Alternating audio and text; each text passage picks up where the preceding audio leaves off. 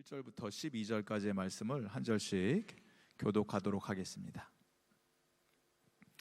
수일 후에 예수께서 다시 가버나움에 들어가시니 집에 계시다는 소문이 들린지라.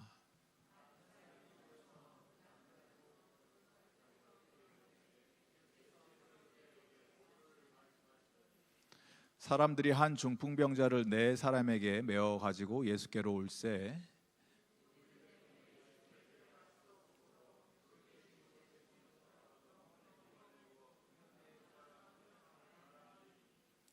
예수께서 그들의 믿음을 보시고 중풍병자에게 이르시되 작은 자야 내 죄 사함을 받았느니라 하시니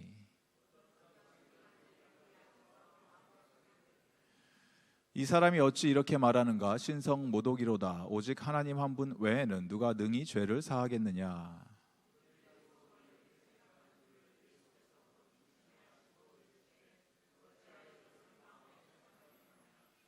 중풍병자에게 내 죄 사함을 받았느니라 하는 말과 일어나 내 상을 가지고 걸어가라 하는 말 중에서 어느 것이 쉽겠느냐.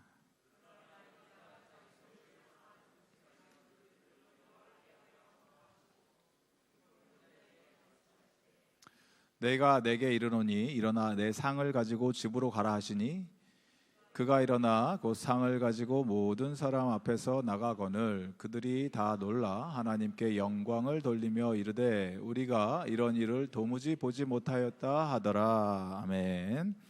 네, 가스펠 프로젝트 신약 두 번째 시간 10번째 강의 시간에 오신 여러분들 환영합니다. 축복합니다. 옆에 계신 분한테 인사하면서 축복하면서 함께 시작했으면 좋겠네요. 참 잘 오셨습니다. 주님 주실 은혜를 기대합시다. 가스펠 프로젝트 신약을 오늘까지 하고요. 다음 주부터는 구약으로 저희들이 다시 돌아갑니다. 잠시 신약 구약을 계속 하다가 신약으로 왔던 이유는 주일학교 우리 아이들과 주일학교 학생들과 함께 시간을 맞추려고 신약을 저희들이 먼저 시작했는데 다시 주일학교와 진도가 맞게 되어서 다음 주부터는 구약으로 저희들이 돌아가서 함께 나누도록 하겠습니다. 그래서 구약 마치고 나서 신약으로 다시 할 건데 신약의 마지막 오늘 주시는 이 가스펠 프로젝트의 말씀을 통해서 하나님이 주시는 크신 은혜 받는 이 시간 되기를 바랍니다. 죄송합니다. 제가 여기 모니터 소리가 좀 안 나오는 것 같은데 소리를 좀 키워주시면 감사하겠습니다. 바로 나오네요. 오늘 이 말씀을 우리가 읽은 마가복음 2장 말씀을 잘 아는 그 이야기죠. 그런데 이 말씀을 읽다 보면은 참 궁금한 점이 떠오르게 되는데 이 하나님 말씀, 성경 말씀이 역사적인 사실이고 진실되다라는 것을 믿을 수밖에 없는 내용들이 이런 내용들입니다.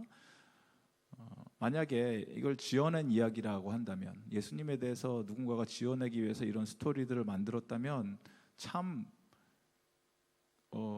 문학적으로나 소설로 썼다면 정말 못 쓴 글이죠. 내용 자체가. 왜냐하면 이 지붕을 뚫고 내려오고 지붕을 뚫고 내려온 사람이 누군지도 잘 모르겠고 정확한 인포메이션도 없고 그 친구들의 믿음이 좋다고 하는데 친구들이 누군지도 등장인물에 대한 자세한 소개도 안 나오고 그냥 쑥 지나가는 이야기처럼 너무나 간단하게 이야기가 끝난다라는 거죠. 그런데 이게 하나님의 말씀이고 실제적으로 일어난 역사적인 사건이라는 것을 믿으시기 바랍니다, 여러분. 왜냐하면 이런 내용을 굳이 여기 성경에 넣을 필요가 없다라는 것이에요. 말도 안 되는 이야기가 벌어졌다라는 거예요. 익숙한 이야기니까 내 친구들이 와서 그 지붕을 뚫고 사람을 내려서 고쳐줬다. 참 대단한 이야기다. 주일학교에서 많이 들었던 이야기다. 이렇게 지나가실 수도 있는데 여러분 상상을 해보십시오. 제가 지금 여기 설교를 하고 있는데 갑자기 지붕에서 드릴 소리가 나기 시작하고 드르르르 소리가 나고 막 흙이 떨어지고 무너지기 시작하고 줄이 하나 내려오더니 거기 매달려서 사람이 떨어진다? 그러면 이 설교가 되겠습니까, 여러분? 예배가 진행이 되겠습니까? 다 스탑되고 이게 무슨 일인가 어리둥절하고 지진인가 하고 뭐 탈출해야 되는 거 아닙니까? 그런 상황이 지금 벌어지고 있다는 거예요. 예수님이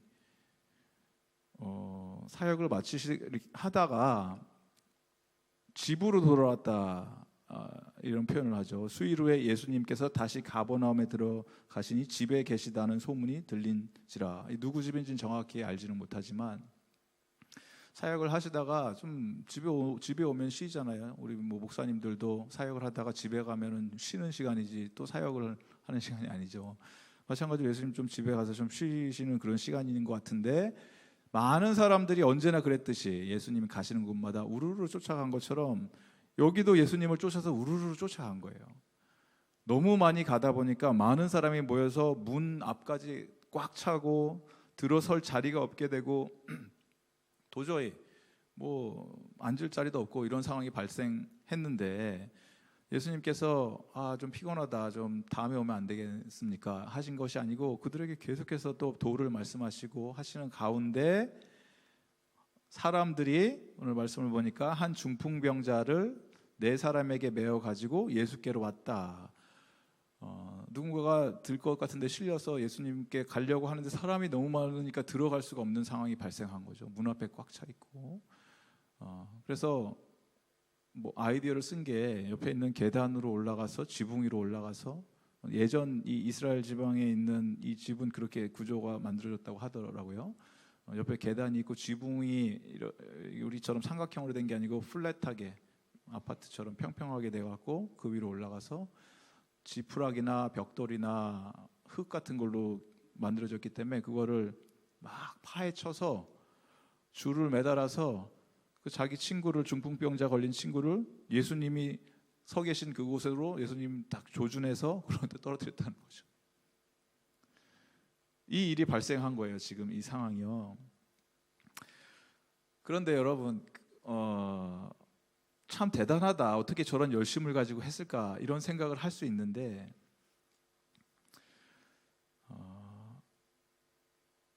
만약에 여러분들 가운데 중풍병은 아니더라도 누군가가 예수님이 간절히 필요로 한다, 내 주변에 있는 어떤 사람이, 내 가족이 될 수도 있죠. 믿지 않는 가족이 될 수 있고, 친구가 사랑하는 친구가 될 수도 있고. 그런데 이 친구나 가족을, 예수를 안 믿는데 여러분 어느 정도 수고를 여러분이 감내를 하시면서 이 사람들을 예수님께 끌고 올 의향이 있으십니까? 정말 예수님이 유일한 구원자이고 예수님 밖에 길이 없다, 답이 없다, 예수님 없이는 지옥 간다라는 여러분의 확신이 있으면 여러분 어느 정도까지 그 사람을 예수님 앞에 끌고 가겠냐라는 거예요. 예수님이 여기서 감동을 받으신 것은 이 중풍병자의 믿음도 아니죠. 그 친구들의 믿음을 보시고 이 사람을 치유해 줬다라는 거예요. 여러분, 가족이나 친구가 예수님을 만나서 몸과 마음이 전인격적으로 치유를 받고 살아날 수만 있다면 여러분이 얼마나 멀리까지 그들을 메고 짊어지고 예수님께 가시겠냐라는 거예요. 얼마나 그 사람들을 사랑하는 마음으로 예수님께 데려올 수 있겠는가, 진지하게 생각해 보시기 바랍니다. 모든 사람들에게 정말 필요한 것은 죄를 사함받고 영적으로 온전하게 회복해서 하나님께 돌아가는 것, 그 이상으로 중요한 게 없지 않습니까? 죄 용서를 받아서 하나님께 돌아가서 구원받는 하나님의 백성 되는 것만큼 중요한 게 이 인생 가운데 뭐가 있겠냐라는 거예요. 그런데 많은 경우 우리는 그거를 소홀히 한다라는 거예요. 나는 구원받고 뭐 내 가족 정도는 구원받았으니까 괜찮다? 그러면 거기서 끝입니까? 예전에 제가 청년 사역을 했을 때 한 자매의 그 고백이 정말 잊혀지지가 않는데, 그 자매가 지금은 사모님이 됐는데, 이 자매랑 이런저런 얘기를 하다가 예수님 다시 오심을 기대한다, 뭐 그런 성경 공부 내용을 가지고 얘기를 하고 있었는데, 예수님 다시 오시옵소서, 마라나타, 빨리 속히 오시옵소서, 이런 대화로 그룹이 얘기를 하고 있는데, 이 자매는 갑자기 정색을 하더니 안 돼요 목사님, 예수님 오시면 안 돼요 이러는 거예요. 무슨 얘기냐, 예수님 빨리 오셔야 되는데 절대 못 오. 이게 농담을 하는 게 아니고 정말 화가 난 표정으로 오시면 안 돼요 막 이러는 거예요, 이 자매가. 그래서 왜 그러냐 그랬더니 우리 부모님 아직 예수님 모르세요. 절대 오시면 안 돼요. 우리 엄마 아빠 어떻게 하라고요? 근데 그게 저한테는 굉장히 충격으로 다가왔어요. 우리는 입으로는 예수님 오시옵소서 오시옵소서 이렇게 얘기를 하지만 그 예수님이 오시는 거에 대한 심각성이라던가 그 결과에 대해서 진지하게 고민을 하냐라는 거예요. 정말 예수님이 내일 오신다면 너무나 기쁘고 감격스러운 일이겠지만 동시에 내가 사랑하는 자들, 예수를 아직 믿지 않는 그 사람들은 어떻게 할 거냐는 거예요. 나는 구원받았으니까 천국 가면 되지만 그 사람들은 그 운명은 어떻게 할 거냐는 거예요. 내가 한 번이라도 예수님을 소개한 적이 있는지, 내가 정말로 예수밖에 길이 없다는 걸 믿는다면 그렇게 어떻게 내 입을 닫고 있을 수가 있었는지. 오늘 말씀을 보면 이 중풍병자가 구원받은 이유는 다른 데 있는 것이 아니에요. 우리는 신학적으로 너무 쇠뇌가 돼서 오직 믿음으로 말미암아 구원을 받는다. 믿음은 개인적인 것이다. 나와 하나님과의 관계, 내가 입술을 고백해서 하나님을 영접합니다. 너무 개인주의, 나. 근데 성경은 그렇게 얘기를 하지 않아요. 물론 구원은 개인적인 겁니다. 하나님과 나의 관계고 내가 예수님을 믿어서 내가 구원받는 거예요. 하지만 그거 자체가 초점이 아니에요. 성경에서 말하는 것은. 여러분의 구원이 중요하죠. 근데 성경은 여러분의 구원을 말해주려고 쓰여진 책이 아니에요. 하나님의 나라와 하나님의 의, 하나님의 의로우심, 공의로우심, 하나님의 사랑, 그리고 하나님의 백성들의 구원을 이야기하고 있다는 거예요. 그렇다면 정말 진실될 마음으로 과연 왜 우리는 잃어버린 자들에게 복음을 전하지 않고 있는지, 왜 이렇게 소홀히 하는지, 그 사람들 머릿속에는 떠오르긴 하는데 왜 그 사람들한테 내가 접근해서 교제하는 게 이렇게 꺼려지는지 한번 진지하게 여러분 한번 고민해 보시기 바랍니다. 왜 그럴까? 감사하게도 예수님께서는 5절에 보니까 예수께서 누구의 믿음입니까? 그들의 믿음을 보시고 중풍병자에게 이르시되 작은 자야 내 죄사함을 받았느니라 하시니.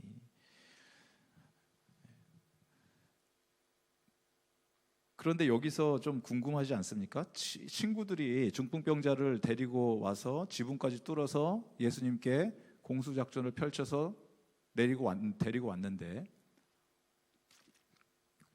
친구들이 원했던 건 뭘까요? 예수님, 이 친구 좀 죄 좀 사함받게 해주세요. 이걸 원해서 데리고 왔을까요? 친구들의 목표는 단 하나였죠.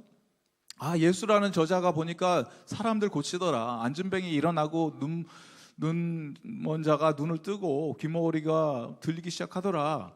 우리 친구, 사랑하는 우리 친구 데리고 가서 우리가 가자. 그래서 온 거 아닙니까? 펄떡 일어날 수 있도록 다시 건강한 모습으로 우리 함께 뛰어놀 수 있도록 우리 친구 구원받게 하자. 그리고 데려온 거 아닙니까? 그런데 예수님은 여기서 뜬금없는 말씀을 하시는 거예요. 그게 바로 죄사함을 받았다 이렇게 말씀을 해버리시는 거예요. 근데 알겠습니다. 예수님, 죄사함 좋은데 사실 진실되게 저희들이 원하는 것, 정말 급한 거는 이 친구한테 지금 당장 급한 것은 지금 아프지 않습니까? 일어나야 되는 거예요. 예수님, 이 친구는 지금 치유받아야 되는 게 목표입니다. 이러지 않겠습니까? 예수께서 그들의 믿음을 보시고 중풍병자에게 이르시되 작은 자야 죄사함을 받았느니라 하시니. 저 여러분도 예수님을 믿는다고 하면서 교회 생활하고 예수님 앞에 나오는데 실제적으로 여러분이 우리 인생 가운데 최우선으로 구해야 하는 것이 무엇인지 정확히 알고 계십니까? 내가 예수님한테 나올 때, 예수님께 어떤 기도 제목을 붙들고 나온다거나 교회로 나올 때 여러분 진실되게 내가 지금 무엇을 원하는지 알고 계시고 예수님께 나오십니까? 많은 경우 우리는 잘 모르는 것 같아요.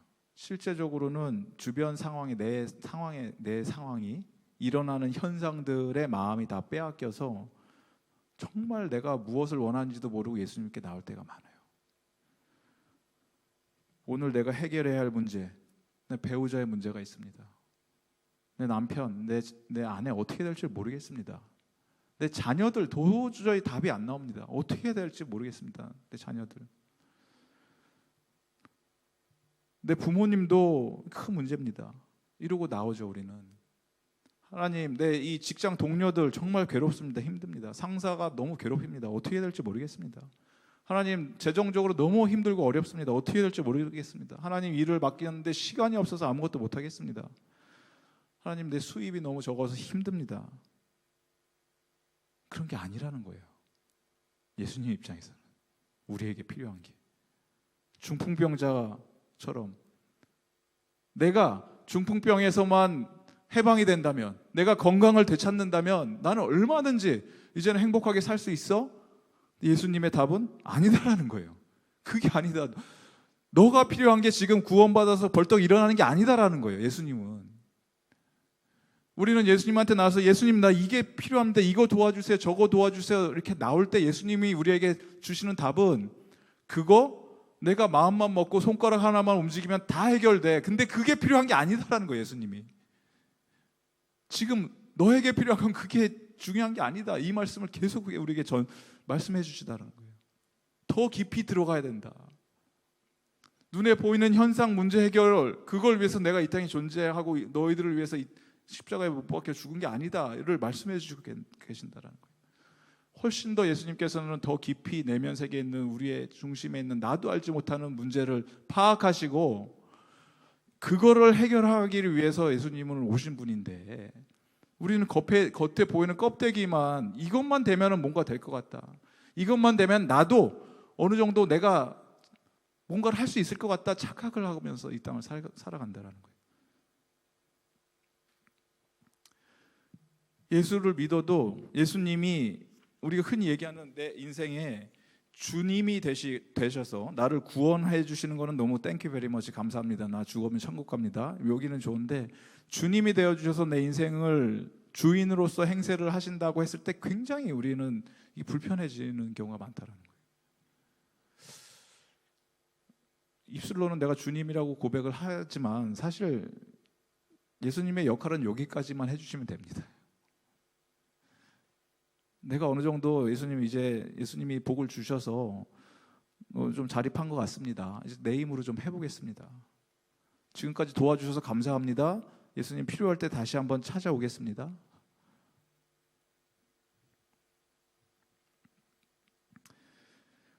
예수님을 우리가 구세주로 영접하는 사람들이 받는 최고의 축복은 죄의 질병을 영적으로 온전하게 치료받게 됨임을 믿으시기 바랍니다.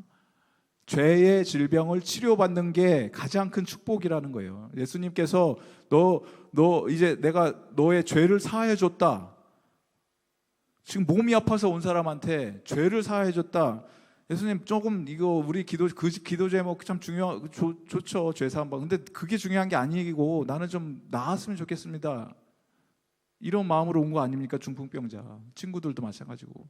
근데 예수님은 그거는 알겠는데 몸 괜찮아지고 회복되는 거 내가 얼마든지 할 수 있겠는데 그거보다 더 중요한 게 있다라는 거예요. 예수님, 너한테는 지금 죄 사함 받는 거다.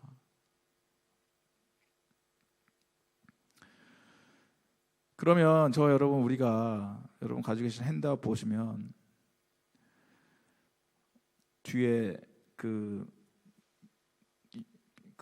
퀘스천이 있죠. 질문. 육체적 필요보다 죄 용서라는 영적 필요를 우선시한다면 육체적인 우리의 필요들, 하나님 이거 필요합니다, 저거 필요합니다, 이거 도와주세요, 저거 도와주세요 보다 죄 용서받는 것이 가장 우선순위, 영적인 필요를 우선시한다면 여러분의 기도 제목이 어떻게 바뀌셔야겠습니까? 여러분 인생의 기도 제목, 그리고 이것을 위해서 다른 사람들과의 관계는 여러분 어떻게 달라져야 하겠습니까? 바이블키 가스펠 프로젝트를 하시면서 이런 핸드아웃들을 저희들이 계속 만들지 않습니까? 근데 그냥 여러분 설교 듣듯이 그냥 스쳐 지나가지 마시고 좀 진지하게 고민을 좀 하셨으면 좋겠어요. 정말로 이 고민을 하시면서 함께 이 시간을 좀 보냈으면 좋겠어요. 저에게도 개인적인 도전이 되는 시간이니까 이 무슨 말이냐? 하나님한테 앞에 나갈 때 우리는 우리의 니즈를 가지고 나가잖아요. 하나님 이거 도와주세요, 저거 도와주세요, 저거 해주세요, 이거 해주세요. 근데 하나님은 그 더 깊은 내면 속에 있는 그것을 터치하기를 원하시는데 많은 경우 우리는 그거를 모른다라는 거예요. 그게 뭔지를. 그리고 별로 그렇게 알고 싶어 하지도 않고 중요하다고 생각하지도 않아요. C.S. 루이스라는 분이 쓴 그 나니아 연대기라는 책을 보면은 거기에 어떤 한 어린 소년이 등장을 하는데 아주 노티한 소년입니다. 욕심도 많고 친구들하고 맨날 싸우고 세상을 다 싫어하고 세상도 자기를 싫어하고 자기도 세상을 싫어하고 누구한테나 왕따를 당하는 한 소년이 등장을 하는데 이 소년이 이제 친구들하고 적과 같은 적대시하는 친구들이죠. 같이 어쩔 수 없이 여행을 하다가 혼자 떨어지게 되고 우연치 않게 동굴 속에 들어가서 거기서 금은보화를 발견하는 거예요. 모든 다이아몬드, 금은보화 모든 것들을 다 사방에 널린 거죠. 보물 동굴을 발견한 거죠. 너무 기쁘고 행복해서 막 기뻐 날뛰고 좋아하는 거예요.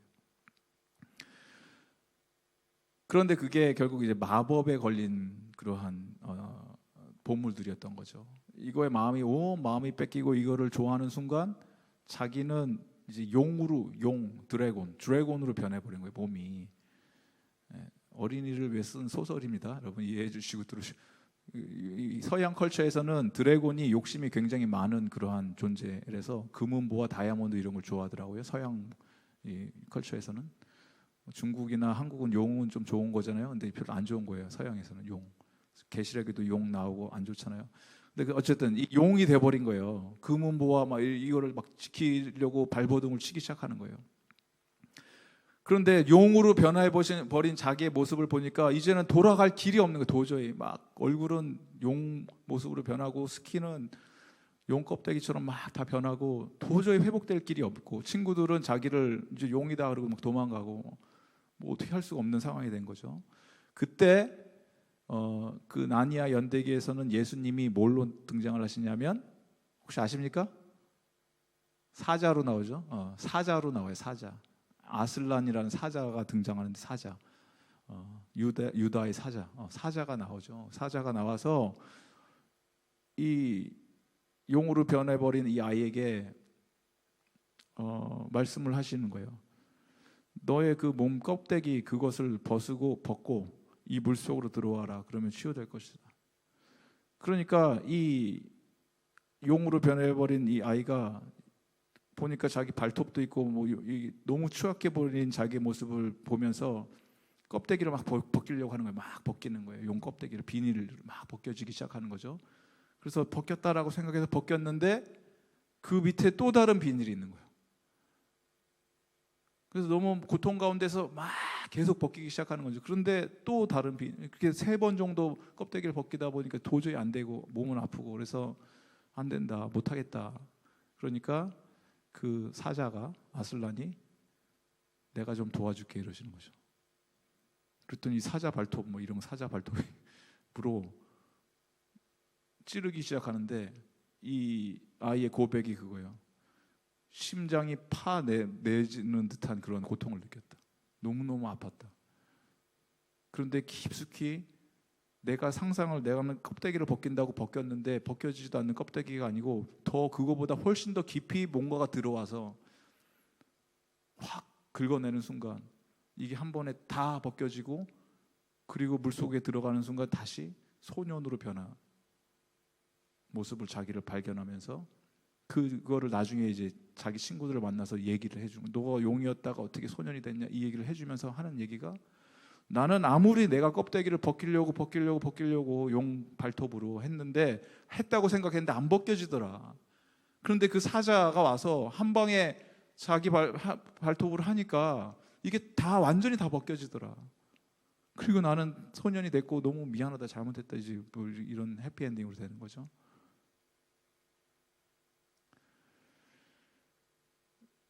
여러분이 예수님 앞에 나간다고 하셨을 때 하나님 요 정도 수준까지만 저를 도와주시면 되고요. 나머지는 제가 어느 정도 할 수 있을 것 같습니다. 그 순간 하나님께서는 그걸로 안 될 텐데 기다리고 계시겠죠. 나한테 맡기면은 내가 해줄 건데.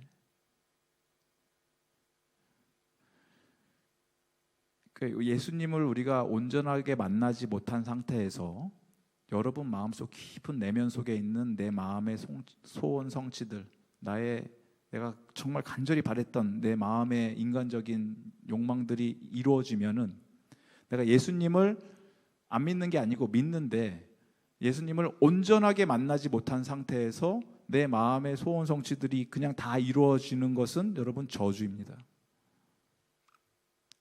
축복이 아닙니다. 내가 이런 거 놓고 예수님께 기도를 했더니 예수님이 들어주셨습니다. 저주입니다, 여러분. 예수님은 여러분의 소원 성취를 해주시는 요술램프의 지니가 아닙니다. 예수님은 더 깊이 들어가기를 원하세요. 더 깊이. 이 껍데기가 벗겨져서 우리가 회복되고 죄의 사함을 받는 것 깊이 들어갔는데 사실은 그것보다 더 깊이 들어가기를 원하세요. 죄 사함 받는 것 이상으로 들어가기를 원하세요. 그 말씀이 무엇이냐?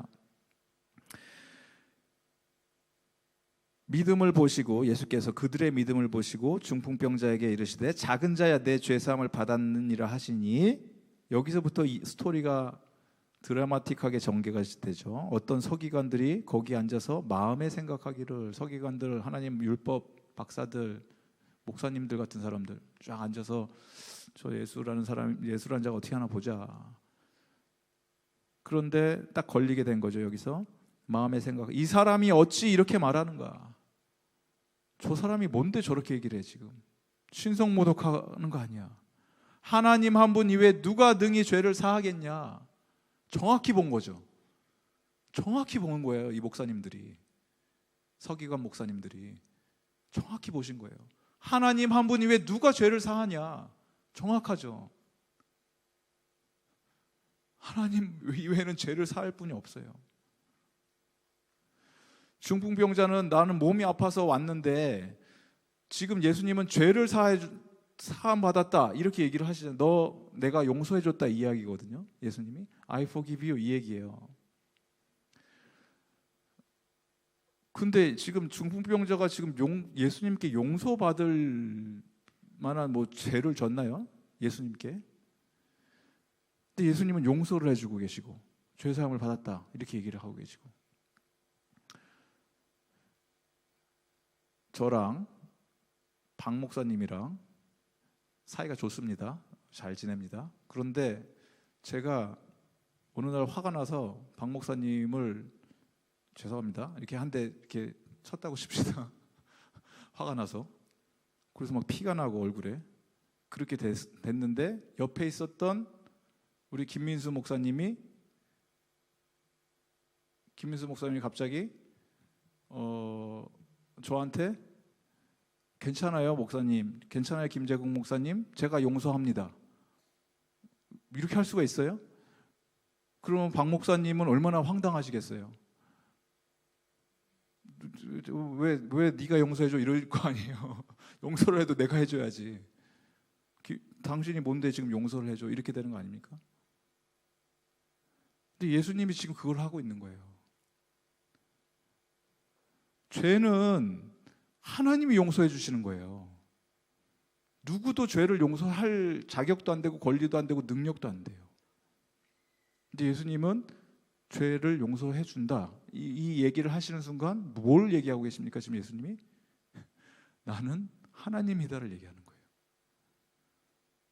그러니까 서기관들이 가만히 있을 수가 없는 거죠. 지금 중풍병자 걸린 사람이 뭐 회복을 하고 일어나서 온전해지고 이게 중요한 게 아닙니다. 서기관들 입장에서는 지금 자기가 하나님이라고 얘기를 하네. 여기서 견딜 수가 없는 거죠. 하나님을 너무너무 사랑하는 자들이라고 착각을 했으니까.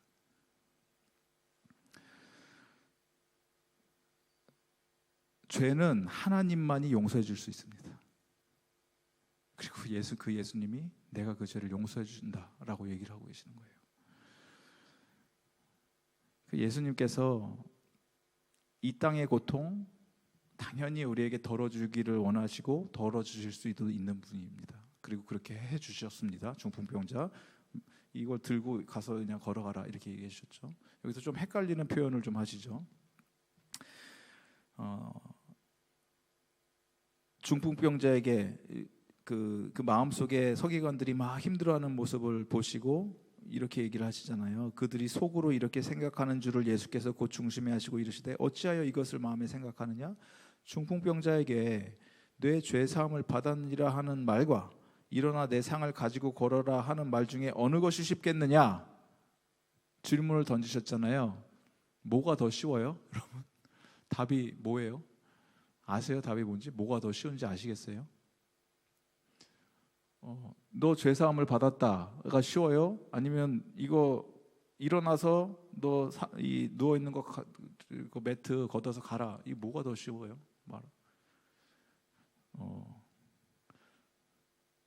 저는 모르겠어요. 뭐가 더 쉬운지. 당신 죄사함을 받았습니다는 이거죠. 나는 당신을 용서합니다. 괜찮습니다. 용서해 주는 거잖아요, 말로. 근데 일어나서 걸어라. 이 얘기는 뭘 얘기하고 있습니까? 지금 기적을 얘기하고 있는 거예요. 기적이 일어나는, 이거는 아무나 할 수 있는 게 아니잖아요. 기적은 아픈 사람이 어떻게 일어나 걸을 수가 있습니까? 그런 의미에서는 일어나 걸어라 이게 더 어려운 거잖아요. 그런데 예수님은 여기서 그거를 말씀하시는 것 같지는 않고 죄사함을 선포하신다는 것은 이 얘기를 듣고 있던 모든 사람들은 충격에 휩싸이는 이야기를 하신 거잖아요.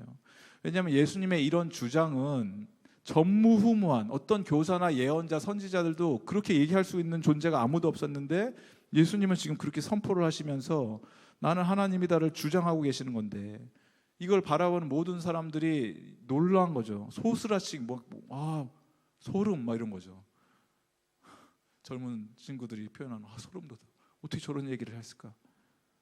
왜냐하면 예수님 그냥 돌아다니시던 순회 선교사 정도, 순회 교사, 부흥 집회 인도하시는 분, 가끔가다 힐링 하시는 분, 이런 분들은 지금도 있잖아요. 지금 이 시대에도 있잖아요. 돌아다니면서 기적하고 또 성령 받아라 하면서 일어나고 이런 분들 계시잖아요. 근데 예수님은 그거를 뛰어넘으신 지금 얘기를 하고 계시는 거죠. 죄 사함을 받았다. 일어나라. 다른 차원의 이야기를 하고 계시는 거잖아요.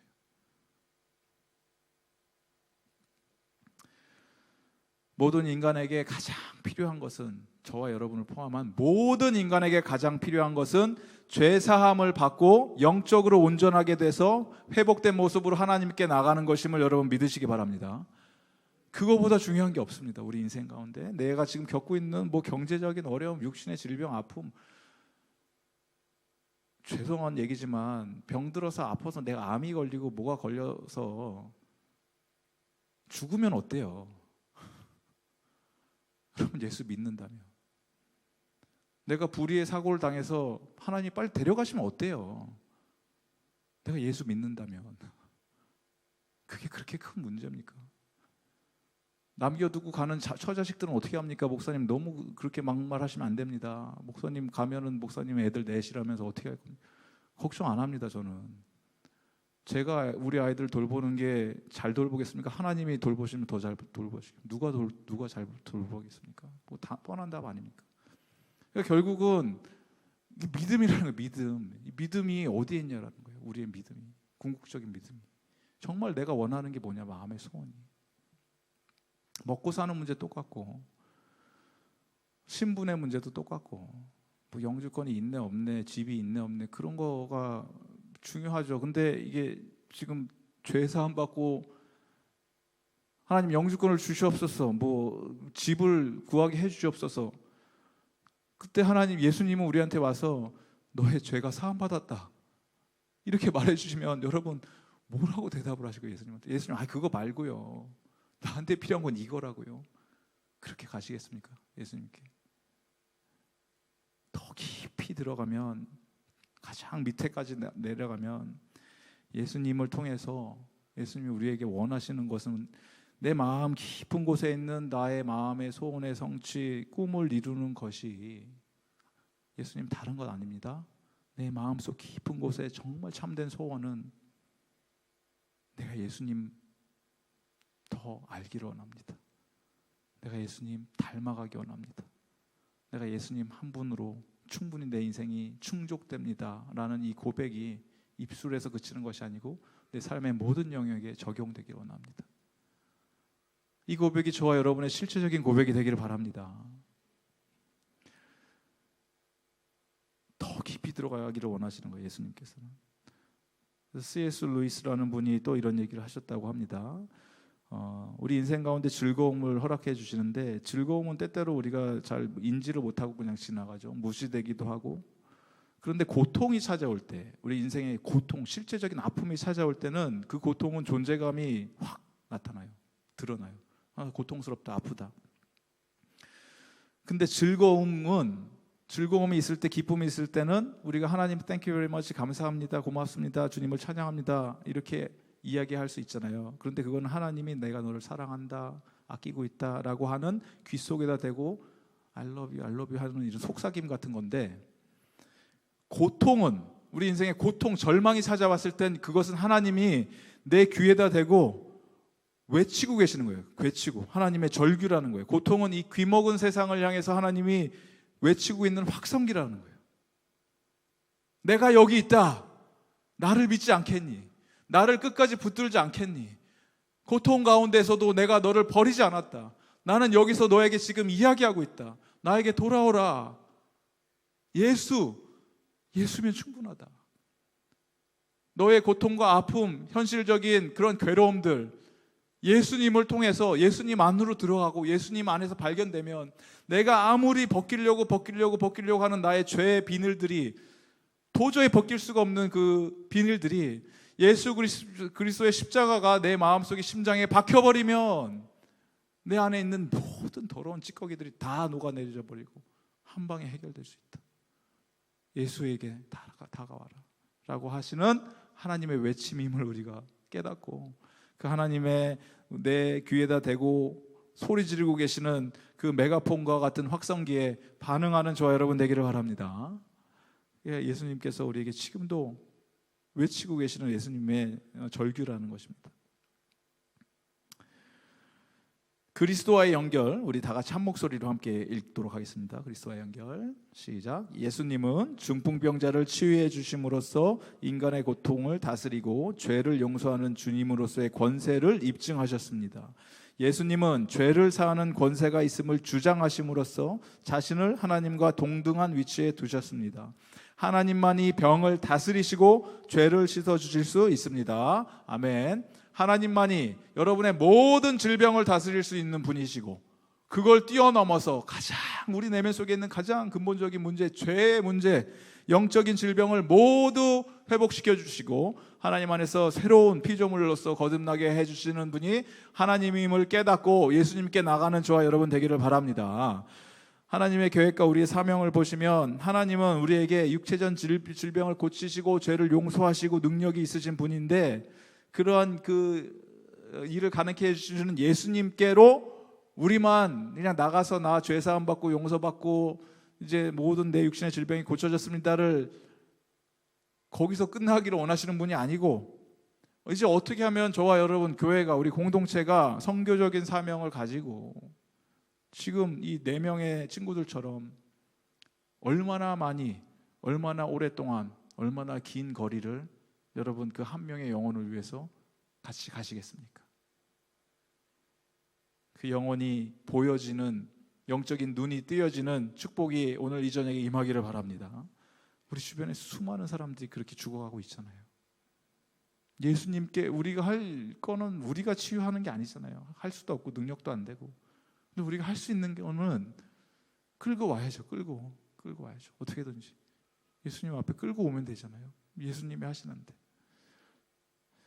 그래서 그리스도의 이 놀라운 용서와 복음의 축복을 함께 누리게 되는 은혜가 저와 여러분 인생 가운데 임하기를 주님의 이름으로 간절히 축복드립니다.